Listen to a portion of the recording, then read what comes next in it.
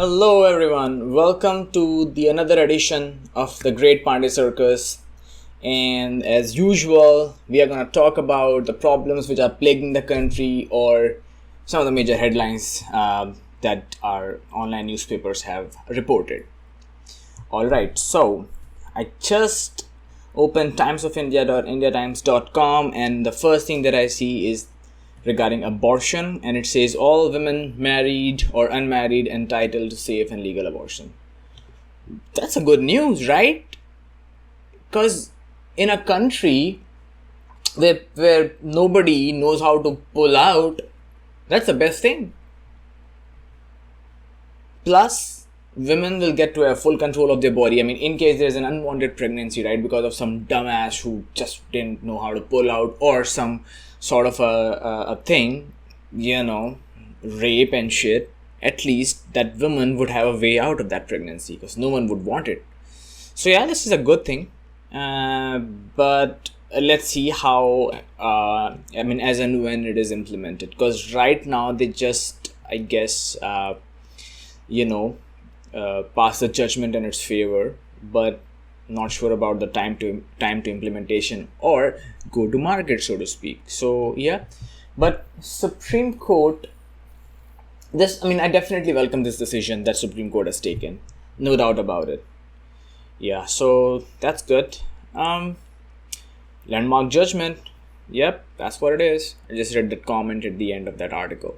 So yeah, all in all, a good thing. Finally, Supreme Court is basically passing judgments which will impact normal people over the course of their normal lives, right?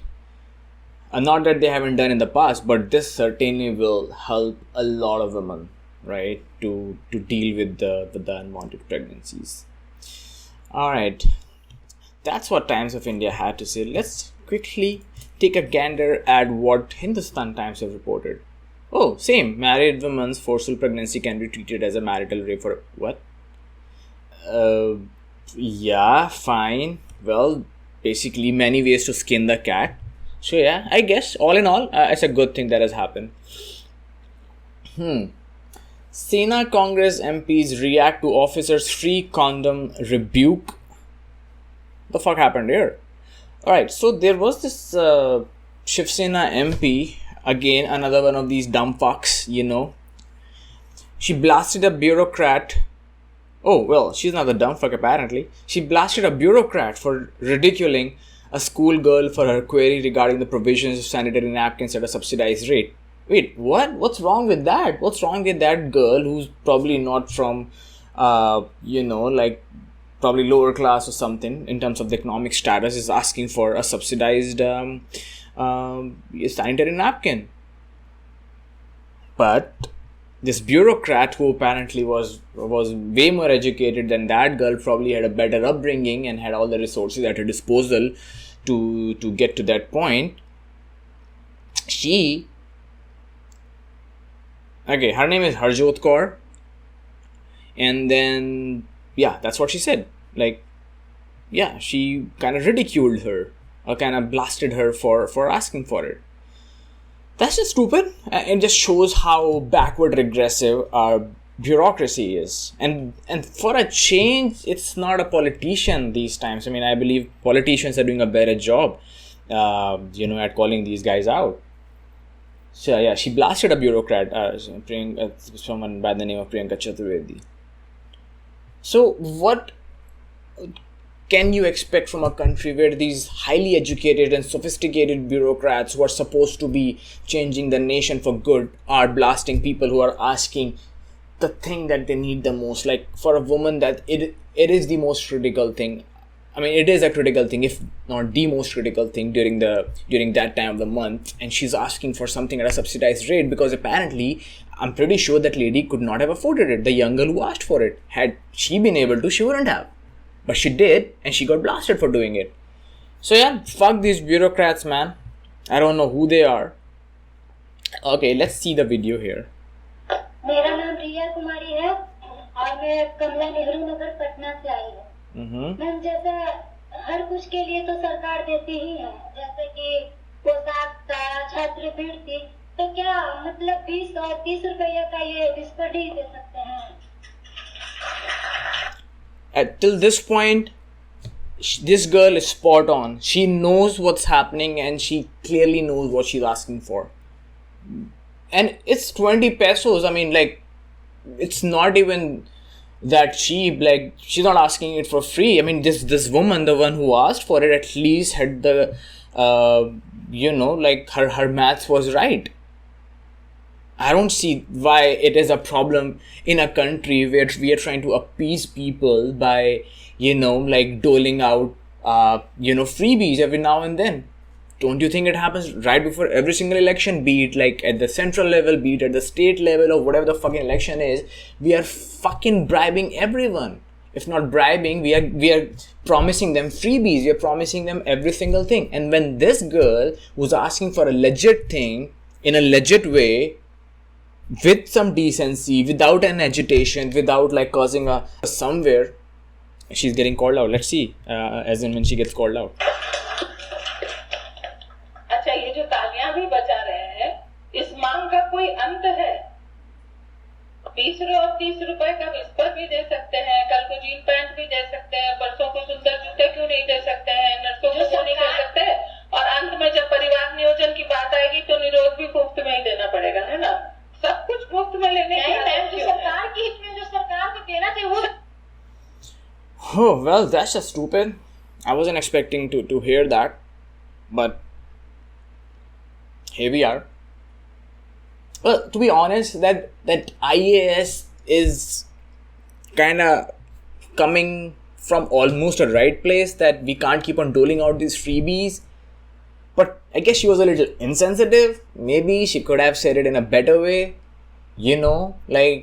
but there are ways to do it. I mean, understand, like there's a clear difference in between that lady who was asking for that subsidized article and then that IAS officer who responded to that request. It's not like we are taking out from your pocket, right? It's the taxpayers' money, you dumb fuck. You got nothing to do in it. Plus, decisions, I'm pretty sure this lady has got nothing to do with that. She might be corrupt to the bone, she might be honest, but this question by that lady who was asking for that article did not warrant that stupid response. Maybe she's making a sense, but just try to flip it around and see what all these governments or all these politicos promise right before they get into election. The reservation. Don't you think reservation is a bigger harm than these subsidized napkins? It fucking is. Dumbasses. Try to curb that, which you won't because it's your vote bank. Not this lady who's asking for something to probably maintain a dignity or some shit. Like to maintain, if not dignity, a level of personal hygiene. But again, that's our bureaucracy in a nutshell. Dumb fucks. You know what? I heard this thing somewhere, probably TVF, some shit, Qtiapa, that टट्टी में कितनी भी चीनी मिला लो वो caramel नहीं बनता. This is literally what these bureaucrats are. They are the best educated. I mean, of course, like most of it is like they cram it in order to get into those services, and then they ask some ludicrous question to which they give an equally ludicrous answer, and then they get selected. This is it. It's not about how smart or how creative these guys are. No. We have been following this IAS pattern since since the colonial times, and they framed it in such a way that only the people who are best at cramming can make a cut, and they literally are doing it. So yeah, I'm not really surprised at the response. I mean, I could have smelled it coming from afar. So yeah, fuck it. Anyway, moving on. Enough of this bullshit. I mean, look at it. One hand, Supreme Court of India is legalizing abortion, right? And on the other hand, this IAS officer who comes swinging and she is calling that lady out for asking for a small thing. Of course, it was a debate. She could have argued, but we expect better because you are an IAS. You're not a bloody municipality ka tattoo or whatever the fuck it is. We expected more from this lady, but she fucked up. That's, again, going back, that's a bureaucracy in a nutshell. Few people are holding the fort right now. Majority of them are pissing on it, or shitting on it, and are gonna take it down with it.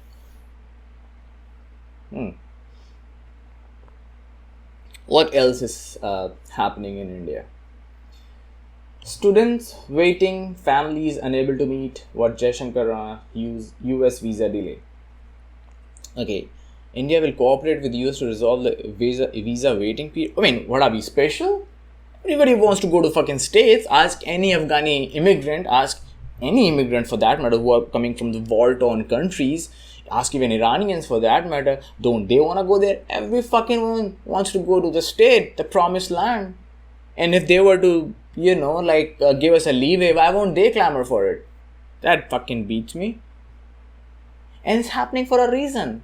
Because all what Indians do, apart from, some of us are like working, fine. Some of us are like legit working, highly trained professionals. They went to states, they spent the top dollar, they got educated there, they are working there. That's okay. Some of them took their spouses with them, fine. It's okay because they are working. They have a right to take their spouse. They have a right to take anyone from the family. That in that case, it should be okay. Families, if they want to travel, yeah, assuming they're not gonna stay. But majority, or like the stereotypical Indian who is in the States, is one who kind of works in a shop somewhere or who drives a taxi. Same is the case with Canada. So them kind of putting a valve to curb the inflow of Indians, I don't think that's a wrong thing. Can Indians allow a Pakistani free flow into India? No, we won't. We vet every single application that comes. Would we allow? Even the smallest of the countries won't allow a free flow of any particular nationality, no matter who they are. Except of course they're Americans, because big swinging dicks, British, whatever.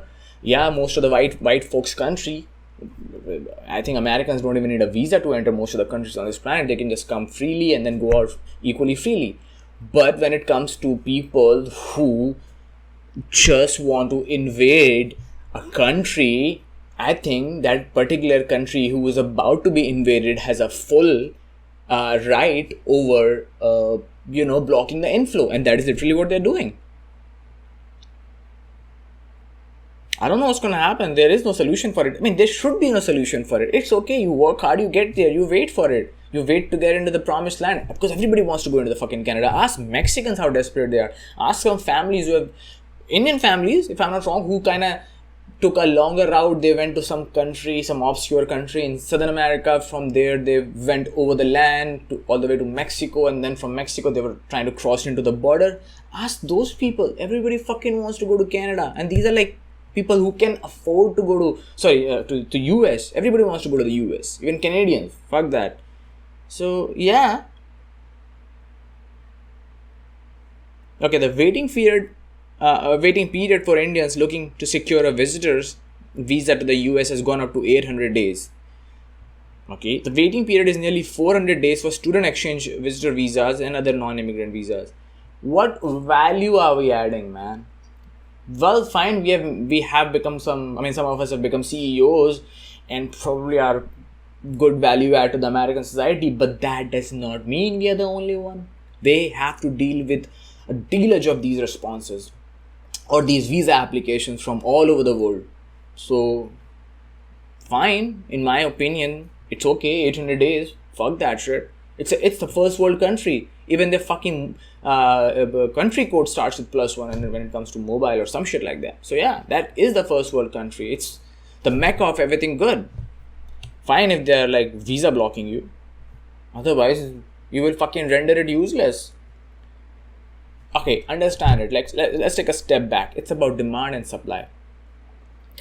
When demand of people willing to get into that country is high and the supply, the visa is less, it makes it all the more coveted, right? It makes it all the more desirable. That is literally what that place is. The reason why America is because, United States is that much coveted in eyes of every single immigrant is because there is a good standard of living. Apart from all the school shootings and the stupid meth and crack cocaine that's happening over there, that place is very much the promised land still. People still go there to pursue the American dream and so on and so forth. That place is chill. And the reason why everybody wants to go over there is because there are less people. So the people who are there, the less number of people can enjoy the most out of the natural resources they have. And since there is this perpetual shortage or like an artificial shortage of labor, they get paid more too. And that's why they are able to generate and that is the reason why they outsource most of their jobs. Because they don't want those Americans to do the rank and file shit so that they can focus on the things that matter to them the most. Probably living the American dream, creating the cool new product, which might later on give, job opportunities, which might create job opportunities in a third world country like India or in the States. Tesla, for instance, iPhone, for instance, all their phones and shit is getting manufactured over here because cheap labor, because abundance. The reason why Indian labor is cheap is because of the abundance there. In America, it's the other way around. The labor is expensive because they have a lack of it.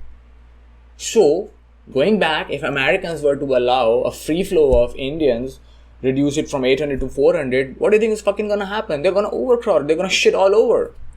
Literally and figuratively both. So fine, I stand by it. Fuck you, man. Yours is not the place an American would like to go and work. I'm talking about India. I mean, right? To just get racially abused or profiled or maybe robbed and some shit like that. But an Indian, as an Indian, I'll give my left nut, both of my nuts to fucking go and stay in the States. Let alone other Indians, man. They'll fucking kill people to get to the States, man. Don't they know how, prized the American dream is? So yeah. How about this? How about we flip it on its head and maybe make India a coveted destination, not for people from Bangladesh and Pakistan, but globally, make India a powerhouse, make India clean, make India resourceful, make Indians better, some of the dumb fucks over there, raise the education, raise the living standard and everything. Then we won't have to fight, then we can flex our own muscle, but we can't because we are not like that. And it might take us forever to get into that situation.